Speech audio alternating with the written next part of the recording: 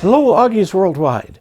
I'm Dave Kassler, amateur radio call sign KE0OG, here with another episode of Ask Dave.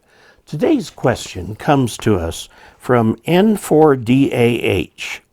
That's N4DAH. And he has a question. He says he's just starting to assemble his station, and he is wanting to know whether he needs to put a choke balun at the antenna right up at the top where the feed point is on that.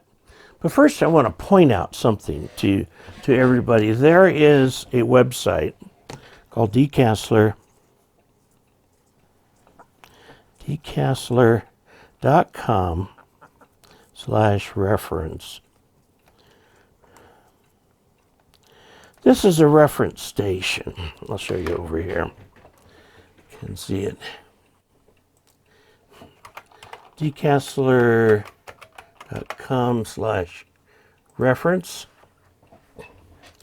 And this gives you a reference station, okay? Now, a reference design is exactly that, just a reference, something you can refer to. It's not mandatory, nor for that matter even a suggested design. But if you do build this, you will get something that will work. So for general and amateur extra, I've got a recommendation for radio, power supply, coax, all the way down the line. Now, if you put this station together, you'll have a very nice station that you can enjoy. Now, the antenna I suggest here is the MFJ 2010 off-center fed dipole. Now, if you use that antenna, let's take a look at this MFJ Enterprises. It's an off-center fed dipole. You can see that the wire is thicker on this side. There's more wire here than here. It's 1/3 here, 2/3 here. This device that is in here, two baluns.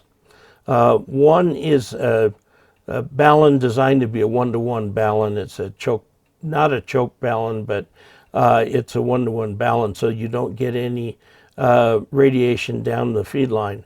The other balun in here is a current balun, and it's a 4-to-1, so you get the same current on both sides here. And so the input impedance right here is 200 ohms, but that's what the balun inside just gives you 50 ohms out there. Now, the thing that I want to note on the antenna is it's less than $100. Okay, and this is a good starter antenna. And this will probably be the first thing that you upgrade. Now, you were asking if a choke balun might help. Let's suppose you just put up an ordinary dipole for 40 meters. Okay, it's going to be 66 feet long from end to end. All right, here I recommend that you have 3 feet or more of rope before you get to your mast. The reason for this is my modeling has shown that if you get less than this, the mast will become part of the antenna. Obviously, that distance will be lower for higher frequency antennas, but I just recommend that way it's just the antenna working. Now, if you take your coax and you attach your coax, and the shield goes on this side, you've got an insulator in between. Center conductor goes on one side, shield goes on the other. You're feeding a balanced device with an unbalanced device. So you've got several choices here. Now, note that choice number 1 is do nothing. This is a viable choice. You can connect that directly to that. Now, does that mean that there will be radiation on the outside of your coax? Yes, it does. But when you bring your coax into your station, you're going to have a ground rod, and there will be a lightning surge protector there, and then that will go to your station. So anything on the outside of the coax will be fed to ground right there. Now that's option 1. Option 2 is a 1-to-1 balanced to unbalanced, Balun. Okay, and you put it here. The antenna is the balanced side. This is the unbalanced side right here. A 1-to-1 Balun. The third thing you can do is what is often called a choke Balun, where you take this wire and wrap it around itself like about 9 times the radius of a foot, and then have it come down. That will act as a choke to keep the radiation from coming down. You can also take a PVC core that's, say, 4 inches in diameter and run several loops of coax around it. It looks a little cuter. You can put that there too. The problem with this is you end up using about 25 feet of coax, and that's, $25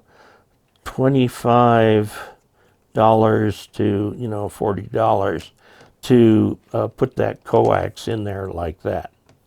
So, or you can buy a 1-to-1 Balun and put it in up there.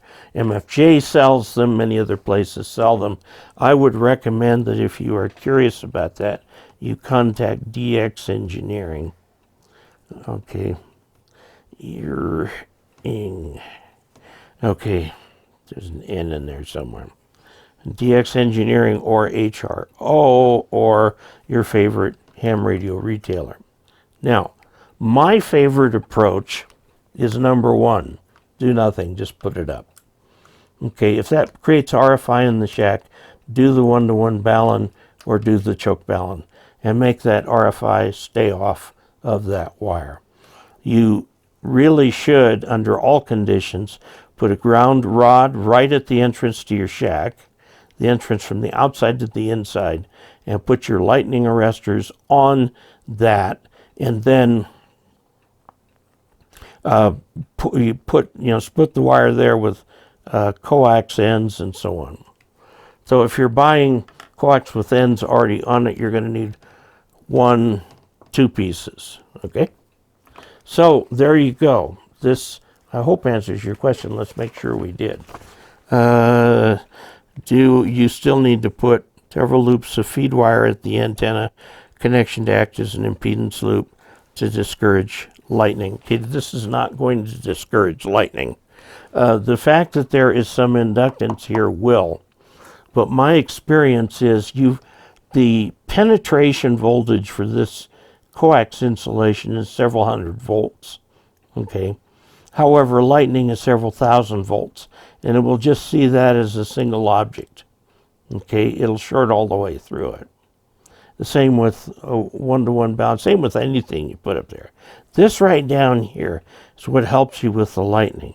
There's a flash discharge tube which will short in the event of a large voltage spike and shunt it to ground. Okay. And then that puts a short across the antenna terminals for your radio, hopefully protecting the radio. Now, I should point out to you that nothing will protect against a direct strike. I have had my station hit by lightning, a direct strike. All sorts of very strange things happened, but it was a frightening experience, actually. So, there you have it. If you've watched this far, I would encourage you to subscribe, click like, share, and also please go to dcastler.com/support for different ways you can support the channel. And until we next meet, 73.